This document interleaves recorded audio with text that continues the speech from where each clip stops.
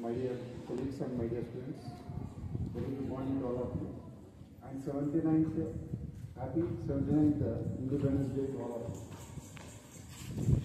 India is enjoying the independence due to the sacrifice of many nation leaders. And India got independence in 1947. August 15th, Constitution was formed in 1950. Our Indian Constitution was based on four main principles: liberty, equality, justice and fraternity. Based on that, Indian Constitution has been framed and came into evolution on 26th January 1950. And it has become republic. First general elections in India was conducted in 1951 and first government was formed in 1952. Jawaharlal Nehru as Prime Minister of India. So Jawaharlal Nehru, a great leader belonging to Indian National Congress, he has come into the post of Prime Minister consecutively, continuously 3 years, 3 terms, nearly 16 years. After that, Srimati Indira Gandhi 2 terms continuously with a break of 5 years, and she also has taken the chair for 3 consecutive terms, nearly 15 years. And next, at present, Narendra Modi, Honorable Prime Minister of India, has taken the chair for 3rd term in the results of 10th and intermediate. This year also we expect to have the same kind of results in 2026 March examinations, and also 8 children having going to MMS exams. Wish you good luck to all of you. Thank you one and all for giving this opportunity. Thank you, sir. I invite our SMC sir to speak few words. Students కి, teachers కి, army నుంచి వచ్చిన మన అధికారికి అందరికీ స్వాతంత్ర దినోత్సవ శుభాకాంక్షలు.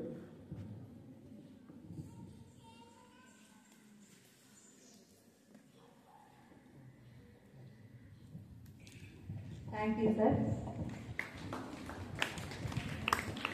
Today we are leading our lives happily. That is just because of our brave soldiers. So now it's the time to deliver the speech to the students by our chief guest, sir, please. A big round of applause to our chief guest.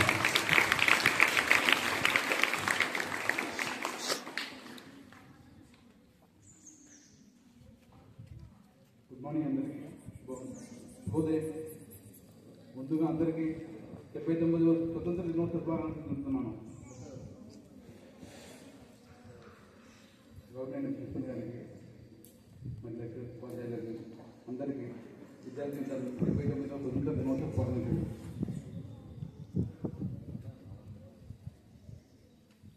August 15, 1920 మనకి స్వాతంత్రం లభించింది. స్వాతంత్రం కోసం ఎందరో మహనీయులు వీరులు తమ ప్రాణాలను పణంగా పెట్టి మన స్వాతంత్రం కోసం పోరాడారు. అందులో మహాత్మా గాంధీ, అల్లూరి సీతారామరాజు, జవహర్లాల్ నెహ్రూ, సర్దార్ వల్లభాయ్ పటేల్, బాలగంగాధర తిలక్, నేతాజీ, భగత్ సింగ్ వంటి ప్రముఖులు ఎందరో స్వాతంత్రం కోసం పోరాటం చేశారు. దాదాపు 200 సంవత్సరాల బ్రిటిష్ పరిపాలనకు చరమగీతం పాడి క్విట్ ఇండియా అనే నినాదంతో బ్రిటిష్ వారిని పాల్గొన్నారు. వారి త్యాగాలను వృధా కానివ్వకుండా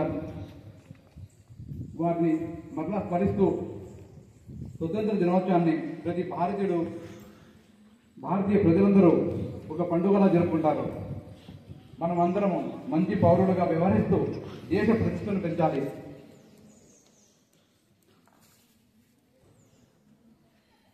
నాకు ఈ అవకాశం ఇచ్చిన ప్రిన్సిపల్ గారికి మరియు ఇక్కడ ఉన్న విద్యార్థులకు అందరికీ కృతజ్ఞత తెలుపుకుంటున్నాను. Thank you. జై హింద్. Thank you so much, sir. Principal గారికి, సత్యనారాయణ సార్ గారికి, అలాగే ఎస్ఎంసీ కమిటీ చైర్మన్, అలాగే మన చీఫ్ గెస్ట్ సార్ గారికి కూడా మరి నమస్కారాలు తెలియజేసుకుంటున్నాం. 15న మనకు స్వతంత్రం రావడం జరిగింది. మనం ఇప్పుడు పిలుస్తున్నాము. కాబట్టి ఈ సమాజం కానీ నీకు కొన్ని విధులు ఇచ్చింది. ఆ విధుల ప్రకారం ఒక చట్టం ప్రకారం నువ్వు వెళ్ళినట్లయితే నువ్వు జైలు పాలు కానటువంటి పరిస్థితి ఉంటుంది. అప్పుడు నువ్వు గొప్పవాడైతే. ఈ కాలంలో జైలుకి వెళ్తే వాడు మూర్ఖుడు, ఒక అవినీతి పరుడు అని అంటారు కదా.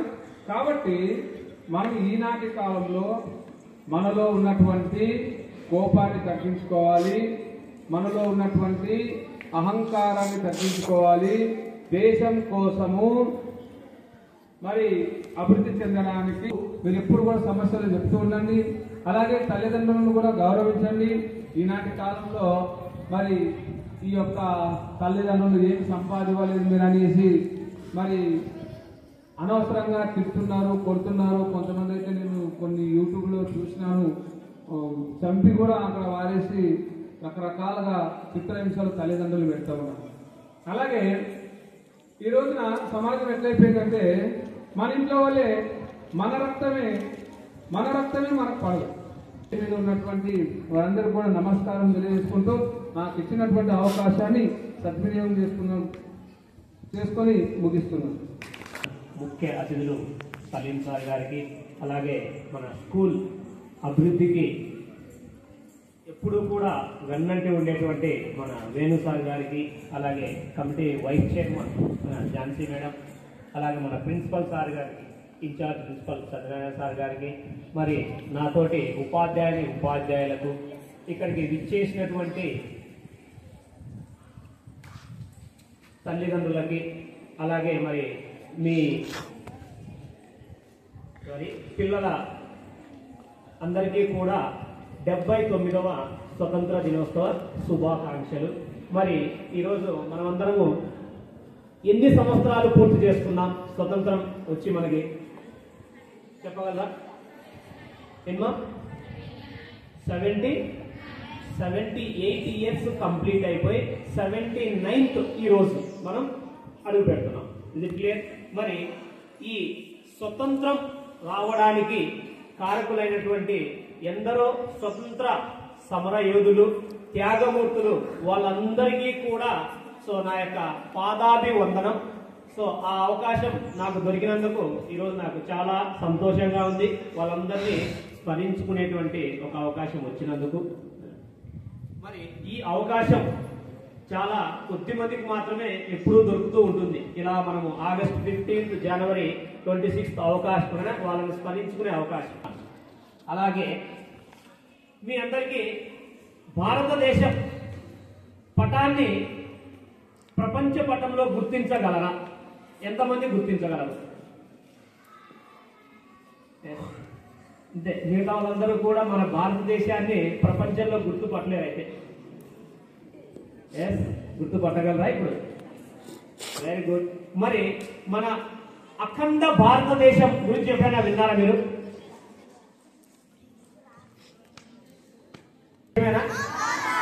మయన్మార్ మన దేశమేనా? నేపాల్ మన దేశమేనా? భూటాన్ మన దేశమేనా? అది మనకు తెలిసినది. 150 సంవత్సరాల క్రితము ఈ అన్ని దేశం మనది. మరి చూడండి, జస్ట్ 150 ఏళ్లలోనే, 150 కూడా కాదు, ఆల్రెడీ మనకి స్వతంత్రం వచ్చిన తర్వాత ఇది బంగ్లాదేశ్ కూడా విడిపోవడం జరిగింది. అంటే దాదాపు 150 ఏళ్లలోనే ఇన్ని దేశాలు భారతదేశం నుంచి విడిపోవడం జరిగింది. దీనికి కారణం ఏంటో తెలుసా? మనలో ఐక్యత లేకపోవడమే. అది వాళ్ళు, బ్రిటిష్ వాళ్ళు మరి ఇంత అఖండ భారతదేశాన్ని మనం కలిసి పరిపాలించాలంటే చాలా ఇబ్బంది, దీన్ని ఎలాగైనా విడగొట్టాలి మనము అని చెప్పేసి చిన్నగా ఆఫ్ఘనిస్తాన్ని, నేపాల్ని, అంటే దేశం, మాకు స్వతంత్ర దేశం కావాలి అంటే. కాబట్టి మనలో ఐక్యత ఉండి మన దేశాన్ని మనం కాపాడుకోగలగాలి. కాబట్టి మీరందరూ ఒక్కసారి భారతదేశ పటంలో అఖండ భారతదేశాన్ని రేపు మళ్ళీ మీరందరూ కూడా ఒక్కసారి చూస్తే మీకే కళ్ళంటే నీరు వస్తుంది. అరే, ఇంత భారతదేశాన్ని మనం కోల్పోయామా అని. కాబట్టి మరి ఒక్కసారి అందరూ కూడా అఖండ భారతదేశం గురించి తెలుసుకొని మళ్ళీ మన దేశం ఉన్న దేశాన్నైనా కూడా మన ముక్కలు కాకుండా కాపాడుకోవడానికి మన వంతు మనం ప్రయత్నం చేయాలి. అలాగే మరి మనం ఎన్ని కోట్లు సంపాదించినా ఇప్పుడు ఉక్రెయిన్లో యుద్ధం వచ్చింది.